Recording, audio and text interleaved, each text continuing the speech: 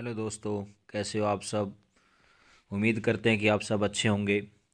Target job scan में आप सबका स्वागत है। जैसा कि आपको पता है कि हम डेली यहाँ पर 8 से 10 क्वेश्चन करंट अफेयर से संबंधित डिस्कस करते हैं, जो आने वाली परीक्षाओं के लिए काफ़ी महत्वपूर्ण होते हैं।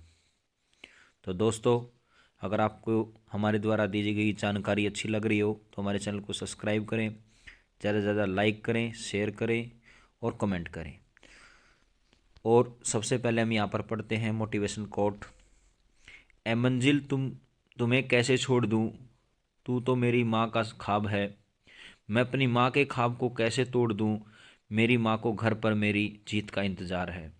तो दोस्तों, अपने माँ बाप के सपने को पूरा करने के लिए हमेशा आगे बढ़ता रहना चाहिए।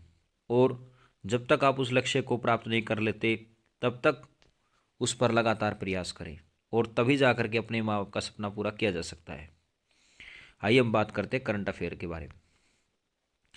प्रधानमंत्री सूर्योदय योजना निम्न में से किससे संबंधित है। तो प्रधानमंत्री सूर्योदय योजना ये आपकी है रूफ टॉप सोलर पैनल से संबंधित। यानी रूफ टॉलर सोलर पैनल का संबंध किस योजना से है, तो प्रधानमंत्री सूर्योदय योजना से संबंधित है। अगर यहाँ पर बात की जाए इस योजना का जो संबंध है या ये योजना किसके द्वारा चलाई गई, तो ये चलाई गई केंद्र सरकार के द्वारा। और इसमें कितने घरों को फ़ायदा होगा, तो लगभग आप कह सकते हैं 1 करोड़ से ज़्यादा घरों को रूफ टॉप सोलर पैनल के तहत आप कह सकते हैं उनको फ़ायदा दिया जाएगा। और इससे ऊर्जा कह सकते हैं ऊर्जा में बढ़ोतरी होगी, और ऊर्जा कह सकते हैं जो एक स्वच्छ साधन के रूप में हमें यहाँ पर मिलेगा। और प्रधानमंत्री द्वारा इस योजना की शुरुआत का उद्देश्य है गरीब और मध्यम वर्ग के व्यक्तियों को रूफ टॉप सोलर प्रोग्राम के तहत शामिल करना, साथ ही ऊर्जा के क्षेत्र में आत्मनिर्भर बनाना। तो इस की शुरुआत की गई आप कह सकते हैं प्रधानमंत्री नरेंद्र मोदी के द्वारा, जिस योजना का नाम है सूर्योदय योजना। इसके बाद है आरबीआई की आरक्षित प्रणाली के अंतर्गत कितने करोड़ रुपए की लागत से उसको शुरू किया गया था। तो 200 करोड़ रुपए की लागत से उसको शुरू किया गया, जिसमें 115 करोड़ गोल्ड से संबंधित और 85 करोड़ विदेशी मुद्रा से संबंधित थे। और आरबीआई की आरक्षित प्रणाली की शुरुआत की गई 1956 ईस्वी में। आरबीआई की स्थापना की गई 1 अप्रैल 1935 ईस्वी में। इसके बाद अगर बात की जाए आरबीआई की का जो हेड क्वार्टर है वो है मुंबई के अंदर, लेकिन ये मुंबई से पहले 1937 में ये आप कह सकते हैं कलकत्ता में था। तो 1937 के बाद ये मुंबई के अंदर स्थापित किया गया। आर आर आरबीआई के वर्तमान समय में अध्यक्ष जो हैं शक्तिकांत दास हैं। आरबीआई का राष्ट्रीयकरण किया गया 1 जनवरी 1949 को। तो कुछ आरबीआई से संबंधित जो स्टैटिक जीके क्वेश्चन है बार बार एग्जाम में पूछे जाते हैं, वो बहुत ही वेरी इंपॉर्टेंट है जो यहाँ पर हमने कवर किए हैं। इसके बाद अगर बात की जाए सुभाष चंद्र बोस आपदा प्रबंधन पुरस्कार 2024 संस्थागत श्रेणी में किसे प्रदान किया गया, तो ये किया गया 60 पैराशूट फील्ड हॉस्पिटल यूपी को। यानी 60 पैराशूट फील्ड हॉस्पिटल यूपी में जो है उसको सुभाष चंद्र बोस आपदा प्रबंधन पुरस्कार 2024 से पुरस्कृत किया गया। अगर बात की जाए कोई संस्था को जो ये पुरस्कार दिया जाता है तो उसमें उसको आप कह सकते हैं 51 लाख रुपए दिए जाते हैं, और साथ में एक प्रमाण पत्र भी दिया जाता है। जबकि किसी व्यक्ति को यह आप कह सकते हैं पुरस्कार दिया जाता है तो उसको 5 लाख रुपए दिए जाते हैं और साथ में एक प्रमाण पत्र दिया जाता है। तो 2024 का जो संस्थागत सुभाष चंद्र बोस पुरस्कार है वो दिया गया है 60 पैराशूट फील्ड हॉस्पिटल यूपी को। इसके बाद अगर बात की जाए 2023 में जो संस्थागत श्रेणी के अंदर किसको दिया गया, ओडिशा राज्य आपदा प्रबंधन प्राधिकरण को और लुंगलई फायर स्टेशन मिजोरम को। दोनों को आप कह सकते हैं सुभाष चंद्र बोस आपदा प्रबंधन पुरस्कार से सम्मानित किया गया 2023 के लिए। 2022 में अगर बात की जाए प्रोफेसर विनोद कुमार शर्मा को उनके उल्लेखनीय कार्यों के लिए सुभाष चंद्र बोस आपदा प्रबंधन पुरस्कार 2022 से सम्मानित किया गया।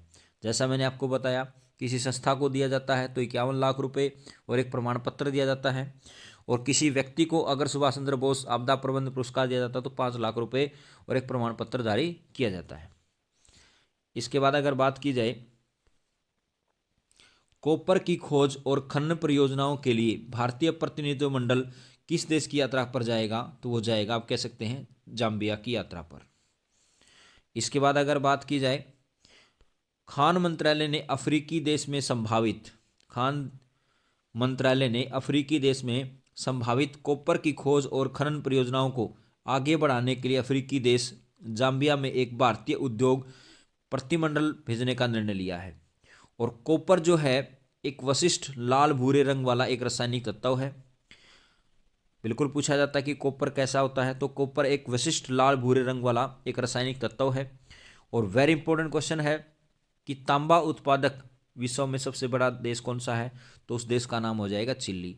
और चिली ही विश्व में एक ऐसा देश है जिसमें सर्दी की ऋतु में सबसे ज़्यादा वर्षा होती है, जबकि भारत में सबसे ज़्यादा वर्षा होती है सर्दी की ऋतु में कोरोमंडल तट में या तमिलनाडु के अंदर या फिर चेन्नई के अंदर। इसके बाद बात करते हैं फोबोर्स की रिपोर्ट के अनुसार भारत सोने के भंडार के मामले में कौन से स्थान पे है, 9वें स्थान पे है। यानी भारत जो है सोने के भंडार के मामले में 9वें स्थान पर है, ऐसा फोबोर्स की रिपोर्ट के अनुसार बताया गया है। जबकि भारत में सबसे ज़्यादा सोने का उत्पादन किया जाता है कर्नाटक में कोलार की खानों से। और भारत में हीरे का उत्पादन किया जाता है मध्य प्रदेश के पन्ना नामक स्थान पर। और भारत में सबसे पहले कोहिनूर का हीरा जो निकाला गया था वो निकाला गया था गोलकुंडा की खान, आप कह सकते हैं आंध्र प्रदेश से। तो यहाँ पर भारत सोने के भंडार में कौन से स्थान पे है, 9वें स्थान पर है। जबकि पहले स्थान पर यूएसए, दूसरे स्थान पर जर्मनी, तीसरे स्थान पर इटली, और भारत कौन से स्थान पे, 9वें स्थान पर।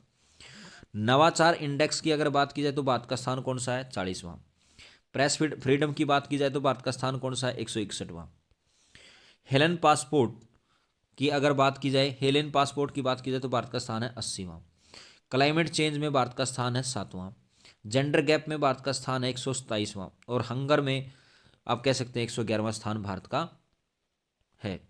इसके बाद अगर बात की जाए उत्तर प्रदेश सरकार किसे उत्तर प्रदेश गौरव सम्मान से सम्मानित करेगी, तो उनका नाम है डॉक्टर रितु करिघल श्रीवास्तव और नवीन तिवारी। यानी डी ऑप्शन हो जाएगा बी और सी, यानी डॉक्टर रितु करिघल और श्रीवास्तव और नवीन तिवारी को उत्तर प्रदेश सरकार उत्तर प्रदेश गौरव सम्मान से सम्मानित करेगी। क्योंकि यहां पर अगर बात की जाए जो डॉक्टर रितु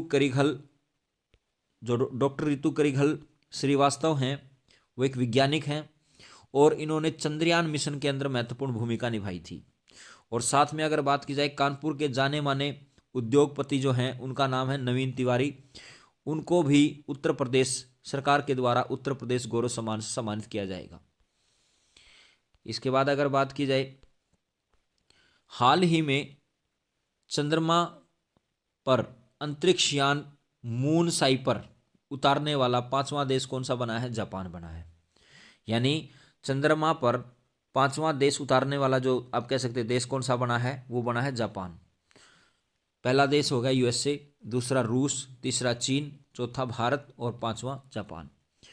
अगर जापान से संबंधित कुछ स्टैटिक जीके की बात करें, जापान की जो राजधानी है वो टोक्यो है। जापान की संसद का नाम डाइट है। जापान की मुद्रा का नाम है येन। जापान के प्रधानमंत्री का नाम है फूमियो किशिदो। और चंद्रयान से संबंधित अगर बात की जाए तो चंद्रयान 3 लॉन्च किया गया था 14 जुलाई 2023 को। और अगर बात की जाए चंद्रयान की जो उसको कक्षा में स्थापित किया गया था, चंद्रयान 3 को जो कक्षा में स्थापित किया गया वो स्थापित किया गया था 23 अगस्त 2023 को। विश्व में एकमात्र ऐसा देश है जो चंद्रमा को चंद्रयान 3 जो है वो साउथ पोल पर उतारा गया, उस देश का नाम क्या हो जाएगा, भारत। यानी विश्व में एकमात्र देश ऐसा है भारत जो साउथ पोल पर चंद्रयान 3 को उतारने वाला पहला देश बना। 23 अगस्त को अंतरिक्ष दिवस मनाने की घोषणा की गई और चंद्रयान जहां पर उतारा गया या जहां पर पहुंचा उस पॉइंट का नाम रखा गया शिव शक्ति पॉइंट। और लैंडर का नाम था विक्रम और रोवर का नाम था प्रज्ञान। इसके बाद अगर बात की जाए हाल ही में बैडमिंटन में इंडिया ओपन 2024 महिला एकल टाइटल किसने जीता, तो ये जीता है ताई तजू यिंग। ताई तजू यिंग ने जीता, आप कह सकते हैं। और चीनी ताइपे की दिग्गज चीनी ताइपे की दिग्गज बैडमिंटन खिलाड़ी ताई तजू यिंग ने शानदार खेल का प्रदर्शन करते हुए इंडिया ओपन 2024 महिला एकल का खिताब जीत लिया। ताई तजू यिंग ने फाइनल में चीन की चेन यू फई को मात दी और इंडिया ओपन 2024 का फाइनल नई दिल्ली के केडी जादव इंडोर हॉल में खेला गया। तो वेरी इंपॉर्टेंट क्वेश्चन है कि इंडिया ओपन बैडमिंटन खिलाड़ी यानी 2024 कौन बने हैं, जो महिला वर्ग में है खासकर, उनका नाम है ताई तुजू यिंग। और किसको इसने हराया, तो ये चीन की चेन यू फई को इसने मात दी। इसके बाद अगर बात की जाए पुरुष वर्ग की अगर बात की जाए तो 2024 में इंडिया ओपन बैडमिंटन में किसके नाम रहा, तो वो था कोरिया के कांग मिन हाकू और सियो सेउंग जे के नाम रहा। जबकि इसमें भारत का जो स्थान है वो दूसरे स्थान पे रहा, खासकर पुरुष वर्ग में, जिसमें सात्विक साईराज, रंकी रेड्डी और चिराग शेट्टी ये जो थे दूसरे स्थान पे रहे।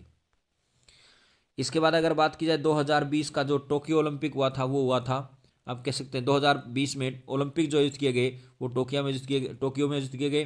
2024 में होंगे पेरिस के अंदर और 2028 में होंगे लॉस एंजल यूएसए के अंदर। इसके बाद अगर बात की जाए केंद्रीय स्वास्थ्य मंत्री ने हाल ही में किस राज्य में खोडलधाम ट्रस्ट कैंसर अस्पताल की आधारशिला रखी, तो ये रखी गई गुजरात के अंदर। यानी गुजरात में आप कह सकते हैं खोडलधाम ट्रस्ट कैंसर की आप कह सकते हैं नींव रखी गई। और अगर बात की जाए इसमें तो केंद्रीय मंत्री जो हमारे वो कौन है, मनसुख मंडाविया हैं। केंद्रीय मंत्री कौन हमारे, मनसुख मंडाविया हैं। और गुजरात के मुख्यमंत्री भूपेंद्र पटेल ने हाल ही में राजकोट में खोडलधाम ट्रस्ट कैंसर अस्पताल की आधारशिला रखी। इसका निर्माण श्री खोडलधाम ट्रस्ट राजकोट की ओर से किया जा रहा है। इससे पहले प्रधानमंत्री नरेंद्र मोदी ने अस्पताल के शिलान्यास समारोह की वर्चुअल संबोधित किया था। इसके बाद अगर बात की जाए, बड़ा इंपॉर्टेंट क्वेश्चन है, हाल ही में WHO ने यानी वर्ल्ड हेल्थ ऑर्गेनाइजेशन ने केप वर्डे को मलेरिया मुक्त देश घोषित किया गया है। और कौन सा देश घोषित किया गया है, तीसरे नंबर का देश घोषित किया गया है। जबकि पहले स्थान पर अगर बात की जाए तो मॉरिशस और दूसरे स्थान की बात की जाए तो अल्जीरिया है। और अफ्रीकी देश जो आप कह सकते हैं तीसरा देश बना है, ये जो आप कह सकते हैं मलेरिया मुक्त बन चुका है। इसके बाद अगर बात की जाए WHO की स्थापना की अगर बात की जाए तो 7 अप्रैल 1948 को हुई और इसका उद्देश्य है संसार के लोगों को स्वास्थ्य का स्तर ऊंचा उठाना। और WHO का मुख्यालय कहाँ पर है, स्विट्जरलैंड जिनेवा के अंदर है। किसी भी देश को जब किसी बीमारी से मुक्त किया जाता है तो उसका उद्देश्य होता है कि 3 साल तक उसका कोई भी केस ना मिले। यानी जिस देश में उस बीमारी का 3 साल तक कोई केस ना मिले तो उस देश को उस बीमारी से मुक्त कर दिया जाता है। इसके बाद अगर बात की जाए बर्ड फ्लू मुक्त देश जो बना है वो भारत बना है। ट्रेकोमा मुक्त देश बना है इराक। ट्रेकोमा जो आप कह सकते हैं एक आंख की बीमारी होती है। रूबेला फ्री देश बना है भूटान। और भारत 2025 तक टीबी मुक्त हो जाएगा। इसके बाद अगर बात की जाए भारत में प्रतिवर्ष पराक्रम दिवस कब मनाया जाता है, तो ये मनाया जाता है 23 जनवरी को सुभाष चंद्र बोस की जयंती पर, क्योंकि सुभाष चंद्र बोस का जन्म 23 जनवरी 1897 को उड़ीसा के कटक शहर में हुआ था। इसके बाद अगर बात की जाए ये बनाने की शुरुआत कब हुई, केंद्र सरकार ने इसको बनाने की शुरुआत की घोषणा की गई थी 2021 के अंदर। और आप कह सकते हैं इस अवसर पर प्रधानमंत्री नरेंद्र मोदी ने नेताजी सुभाष चंद्र बोस की जयंती के अवसर पर लाल किले में पराक्रम दिवस समारोह में भाग लेंगे और साथ ही प्रधानमंत्री 9 दिवसीय कार्यक्रम भारत पर्व का भी शुभारंभ करेंगे। इसके बाद अगर बात की जाए दोस्तों, अगर हमारे द्वारा दी गई जानकारी आपको अच्छी लग रही है तो हमारे चैनल को सब्सक्राइब करें, ज़्यादा से ज़्यादा लाइक करें, शेयर करें, कमेंट करें और अपने माता पिता का सम्मान करें, देश के आप कह सकते हैं जवानों का सम्मान करें और हमेशा मुस्कुराते रहें और हमेशा हंसते रहें। धन्यवाद।